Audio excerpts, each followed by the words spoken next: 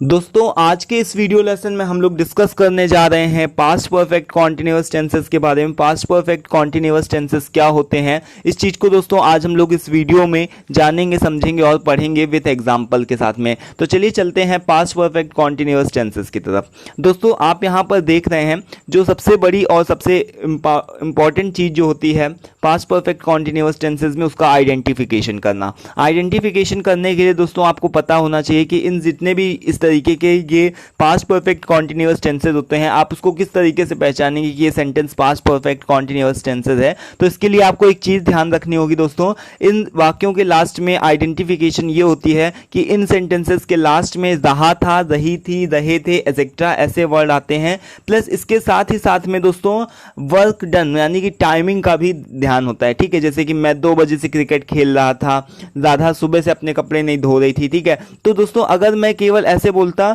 कि मैं क्रिकेट खेल रहा था, तो ये चीज़ मैंने आप लोगों को पहले प्रीवियस वीडियो में भी बताई थी कि अगर ऐसे मैं बोलता मैं क्रिकेट खेल रहा था तो इट मीन्स ये केवल आपका पास्ट कॉन्टिन्यूअस टेंस बनता। ठीक है, लेकिन यहाँ पर अगर मैं ऐसे बोलता हूँ मैं 2 बजे से, ठीक है, मैं 2 बजे से क्रिकेट खेल रहा था, तो इसका मतलब 2 बजे से भी आया, टाइमिंग का भी ध्यान इसमें ज्ञान हुआ।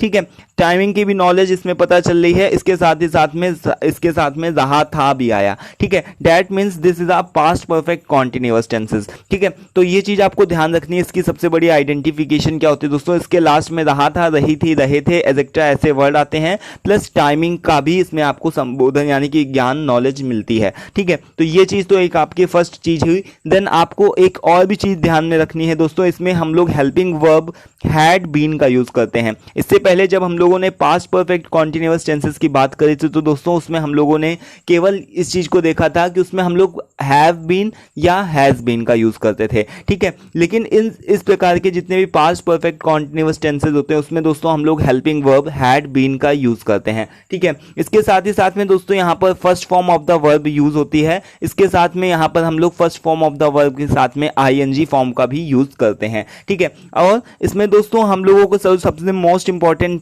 चीज वो ये है कि इसमें हम लोग सिंस और फॉर का भी यूज करते हैं। एज यू नो कि कहाँ पर हमको सिंस लगाना है, कहाँ पर हमको फॉर लगाना है। जब भी कभी पॉइंट ऑफ टाइम से रिलेटेड बात होगी तो वहाँ पर हम लोग सिंस का यूज करते हैं, और जहाँ कहीं भी अगर पीरियड ऑफ टाइम से रिलेटेड बात होगी तो वहाँ पर हम लोग फॉर का यूज करेंगे। जैसे अगर मैं बोलूँ कि मैं 1990 से इस मकान में रह रहा हूँ, तो यहाँ पर दोस्तों ये एक तरीके का पॉइंट ऑफ टाइम है 1990। ठीक है, तो यहाँ से हम लोगों ने इस तरीके से 1990 ये क्या है, एक तरीके का पॉइंट ऑफ टाइम है, तो यहाँ पर दोस्तों हम लोग सिंस का यूज करेंगे। और अगर इसी के बदले में ऐसे बोल दूं कि मैं इस घर में पिछले 20 सालों से रह रहा हूँ, ठीक है, तो 20 साल, अब कौन से 20 साल, कोई से भी हो सकते हैं। ठीक है, तो इसमें दोस्तों क्या है, ये एक तरीके का पीरियड ऑफ टाइम है, दैट्स व्हाई हम लोग यहाँ पर we will use here for. ठीक है, तो यहाँ पर हम लोगों को फॉर का यूज करना है। फिलहाल अभी हम लोग आगे इसके सेंटेंसेस में जानेंगे कि क्या किस तरीके से इसके जितने भी सेंटेंस होते हैं कैसे इसका यूज करना है। तो दोस्तों यहाँ पर मैं कुछ लोगों को एग्जांपल देता हूँ। जैसे कि यहाँ पर जो हमारा फर्स्ट और सबसे लेटेस्ट एग्जांपल है वो ये है, मैं 2 बजे से क्रिकेट खेल रहा था।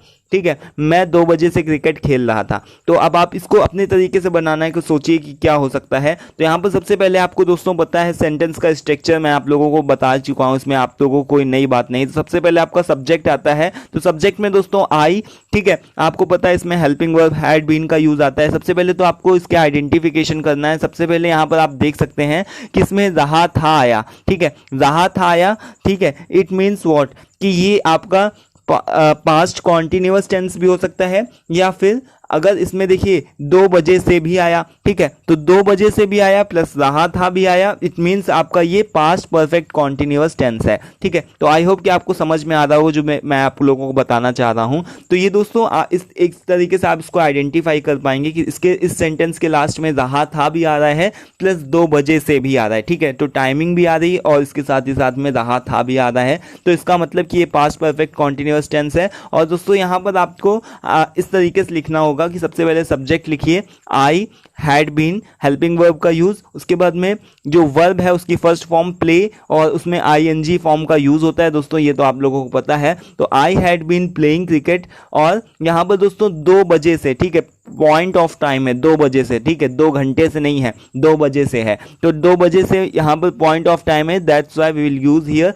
सिंस, ठीक है। तो since 2 o'clock, I had been playing cricket since 2 o'clock, ठीक है। उसके बाद में नेक्स्ट एग्जाम्पल पे आते हैं। तो दोस्तों यहाँ पर आप देख पा रहे हैं, राधा सुबह से अपने कपड़े नहीं धो रही थी, राधा सुबह से अपने कपड़े नहीं धो रही थी। तो सबसे पहले सब्जेक्ट लिखेंगे यहाँ पर, तो राधा, और आपको पता है कि उसके बाद में यहाँ पर हैड बीन का यूज होगा, राधा नहीं धो रही थी। ये चूंकि निगेटिव वाला सेंटेंस है दोस्तों, तो निगेटिव वाले सेंटेंस में आपको पता है कि हैड नॉट बीन का यूज करते हैं, ठीक है। तो राधा had not been washing her clothes, अपने कपड़े, ठीक है। तो washing her cloth since morning, सुबह से ये क्या है दोस्तों, ये भी एक तरीके का पॉइंट ऑफ टाइम है, तो सिंस मॉर्निंग, ठीक है। अब एक और नेक्स्ट एग्जांपल लेते हैं, वो ये है दोस्तों कि क्या बच्चा 10 मिनट से चिल्ला रहा था। अब यहाँ पर भी आप इसको आइडेंटिफाई कर लीजिए कि रहा था भी आया और साथ ही साथ में यहाँ पर टाइमिंग का भी ज्ञान होता है। 10 मिनट से प्लस रहा था, इस मीन्स कि ये भी एक तरीके का आपका पास्ट परफेक्ट कॉन्टिन्यूअस टेंस है।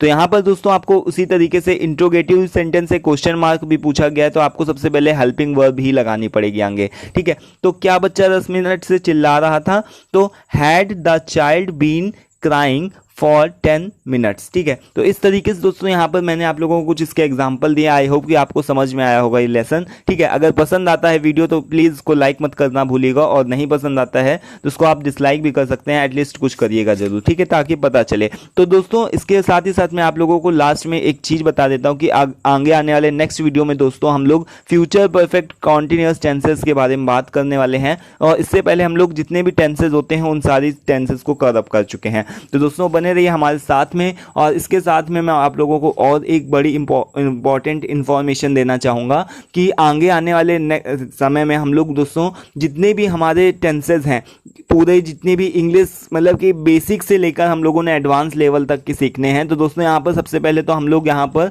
जितने भी बेसिक सारी चीज़ें हैं, बेसिक टेंसेज हैं, उन्हीं सारी चीज़ों को हम लोग सीख रहे हैं, ठीक है। कि ये तो आप लोगों के 6-7 से ही आ जाते हैं जितने भी टेंसेज होते हैं, तो ये तो आप लोगों के बहुत बेसिक लेवल के हैं। इसके साथ ही साथ में दोस्तों हम लोग अभी आगे आने वाले टाइम में एडवांस लेवल को भी जितने भी सेंटेंसेज होते हैं, टेंसेज होते हैं, उन सभी को हम लोगों को सीखना है। तो प्लीज़ आप लोगों से एक रिक्वेस्ट है कि अगर आप लोग को भी सीखना है सारी चीज़ें, ठीक है, तो प्लीज़ चैनल को एक बार सब्सक्राइब जरूर कर लीजिएगा, और साथ ही साथ में बेल आइकन को भी प्रेस कर लीजिएगा ताकि न्यू